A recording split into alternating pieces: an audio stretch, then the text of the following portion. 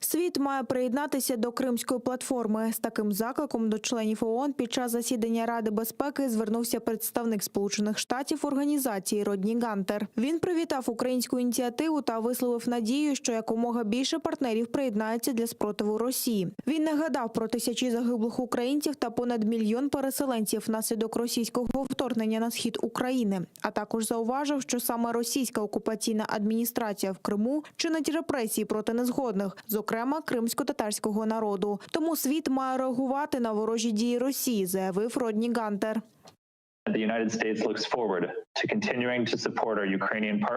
Сполучені Штати продовжуватимуть підтримку наших українських партнерів у їхніх зусиллях щодо збереження суверенітету України та відновлення її територіальної цілісності. Ми вітаємо ініціативу української Кримської платформи і сподіваємося, що партнери-однодумці розглянуть можливість приєднатися до цих дипломатичних зусиль, аби дати відсіч російській агресії, а також чітко наголосити, що міжнародне співтовариство не потерпить жорстокої російської окупації. Російський представник Василій Небензя відзначився черговим перлом. Виправдовуючись за дії окупаційних військ, заявив, що це Україна окупувала сама себе, а російських військових там, мовляв, і немає. На додачу звинуватив Німеччину та Францію, які є посередниками в мінському форматі, у так званому підігріванні агресивному Києву. Договорився Небензя до того, що назвав їх співучасниками всіх злочинів. Росія окупувала Україну? Или, может быть, саркастически вопрошал он Украину, оккупировала Россию? На этот вопрос есть простой ответ.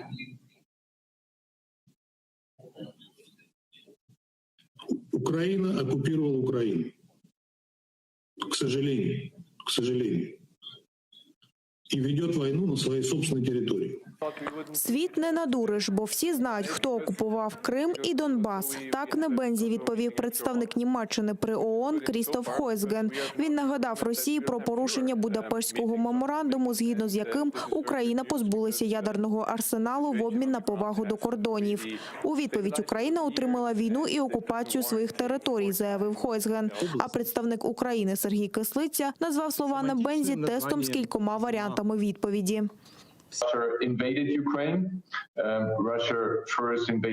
Росія вторглася до Криму та на схід України. Росія говорила, що це внутрішній конфлікт, але ми знаємо зі слів президента Путіна, який нагороджував учасників цієї наступальної операції, що саме російські військові вдерлися до Криму та окупували схід України. Чомусь це не прозвучало у виступі Василія.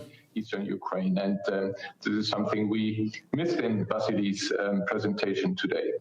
Варто визнати, що Небензя засмучений, бо повторює два рази: «Україна окупувала Україну. К сожалению».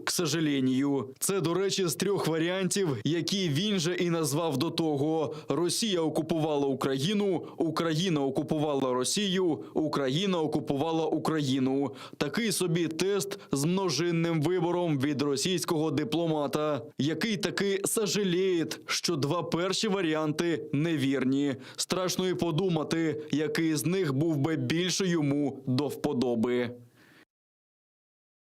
Підтримати АТР дуже просто. Це не потребує жодних зусиль з боку парламенту та уряду. Таку думку висловив колишній прем'єр-міністр України Володимир Гройсман. Він закликав уряд підтримати АТР, як це робила попередня влада. Нагадаємо, кошти в бюджеті для першого кримсько-татарського телеканалу є. 50 мільйонів закладені за кодом 2610, тобто як субсидія для ЗМІ, які мовлять на окуповані території. Їх мав отримати АТР як пряму підтримку. Але віце-прем'єр та міністр реінтеграції тимчасово окупованих територій Олексій Резніков змінив призначення грошей на послуги. Тобто АТР має взяти участь у конкурсі серед інших мовників. Але, як виявилося, ті ЗМІ, які, за словами Резнікова, виявили бажання отримати гроші з бюджету, не братимуть участі у тендері. Про таке вже заявили Кримреалії та Суспільне. Мене навіть просити про це не треба. Я вважаю, що, по-перше, Той досвід, який є в мене, ми завжди підтримували АТР. Це дуже просто. Це не потребує ніяких серйозних зусиль з боку уряду або парламенту. Це просто треба взяти і зробити. І тому я взагалі не розумію, навіщо взагалі поставили питання про те, щоб не підтримувати АТР. Я просто не розумію природи цього питання.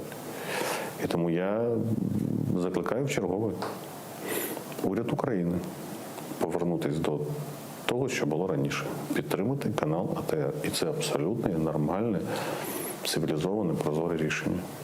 Я не бачу ніяких причин і підстав робити якось інакше. Все інше – це не від здорового глузду. Сьогодні окупаційний суд Армянська продовжив розгляд так званої справи щодо лідера кримсько-татарського народу Мустафи Джемілєва. Досі не вдалося дізнатися, хто є автором фото та відеоматеріалів, які надаються обвинуваченням як письмові докази, розповів адвокат Джемілєва Микола Полозов. Окрім цього, окупаційний слідчий без будь-якої правової підстави взяв висновок судово-медичного експерта зі справи сина Джемілєва Хайсєра. Хоча ця справа, яка розглядалася в рамках української юрисдикції, вже закрита та не має жодного відношення до так званої справи Мустафи Джемілєва. Окупаційний слідчий назвав це в обвинувальному висновку доказом і відправив до так званого суду. У зв'язку з цим захист подав клопотання, але окупаційний суд відмовив у ньому. Наступне так зване судове засідання призначено на 4 березня. Суд рассмотрел данное ходатайство и принял решение отказать в его удовлетворении, поскольку судом не исследованы еще все материалы дела, и суд еще не знает, а вдруг действительно в материалах дела существуют какие-то процессуальные основания помещения документа из иностранного уголовного дела, который был создан до создания, до возбуждения уголовного дела в отношении Мустафы Джемилева более чем за год. И соответственно, разъяснено было защите, что защита не лишена права впоследствии повторно заявить данное ходатайство, когда материалы дела будут исследованы. 13 квітня минулого року окупанти звинуватили Мустафу Джемілєва у так званому незаконному перетині держкордону Росії, у недбалому зберіганні вогнепальної зброї та у незаконному придбанні та зберіганні боєприпасів. Йдеться про спробу національного лідера кримських татар 3 травня 2014 року потрапити до Криму з Херсонської області. Тоді зустрічати його приїхали тисячі кримських татар, але окупанти його не пропустили. Мустафа Джемілєв має намір довести абсурдність звинувачень окупантів Європейському суді з прав людини. Хочеш миру – готуйся до війни. Росія готова розірвати відносини з Європейським Союзом. Про таке заявив міністр закордонних справ Російської Федерації Сергій Лавров. На питання російського пропагандиста Соловйова Лавров відповів, що розрив станеться у разі, якщо ЄС запровадить нові санкції, які загрожують економіці Росії. У ЄС планують це зробити через засудження російського опозиціонера Олексія Навального. Ще один привід у Європи з'явився після принизливого візита до Москви голови Європейської дипломатії Жозепа Бореля. Той, звітуючи про свою поїздку перед депутатами Європарламенту, заявив, що може запропонувати Євросоюзу нові санкції проти Росії у зв'язку з ситуацією з правами людини. Борель заявив, що Росія не зацікавлена у покращенні відносин з ЄС, а також звинуватив Москву у небажанні вести діалог про права людини. Власне, Сергій Лавров в своїм інтерв'ю тільки підтвердив слова Бореля. Мы исходим из того, что мы готовы, если мы еще раз увидим, как мы уже почувствовали не единожды, что в каких-то областях накладываются санкции, которые создают риски для нашей экономики, в том числе в самых чувствительных сферах. Да, мы, еще раз, мы не хотим как бы изолироваться от мировой жизни, но надо быть готовым к этому. Хочешь мира, готовься к войне. 2 українських захисників загинули внаслідок ворожих обстрілів на Східному фронті. Один з них – полтавець Олександр Глушко, який був солдатом в інженерно-саперному взводі. Боєць дістав кулю снайпера російських окупантів поблизу Горлівки на Донеччині. Ще одна втрата – солдат 28-ї бригади імені лицарів зимового походу Владислав Лященко. Позиції його підрозділу під селом Новомихайлівка окупанти накрили вогнем з кулеметів. Владиславу було 25 років, і це вже 5-та бойова втрата українського другого війська цього місяця. На всі атаки військові об'єднаних сил відповідали вогнем по окупантах. А сьогодні ще один український військовий підірвався на міні поблизу Павлополя. Воїна терміново евакуювали до шпиталя. Також, за даними української розвідки, російські куратори активізували підготовку своєї артилерії на Донбасі та мінують територію вздовж лінії фронту. Противник продовжує вдосконалювати інженерно-фортифікаційне обладнання передових позицій із нарощуванням системи мінно-вибухових загороджень майже уздовж усієї лінії зіткнення. На окремих напрямках окупанти здійснюють мінування місцевості поблизу позицій об'єднаних сил протипіхотними осколковими мінами ПОМ-2 із використанням засобів дистанційного мінування.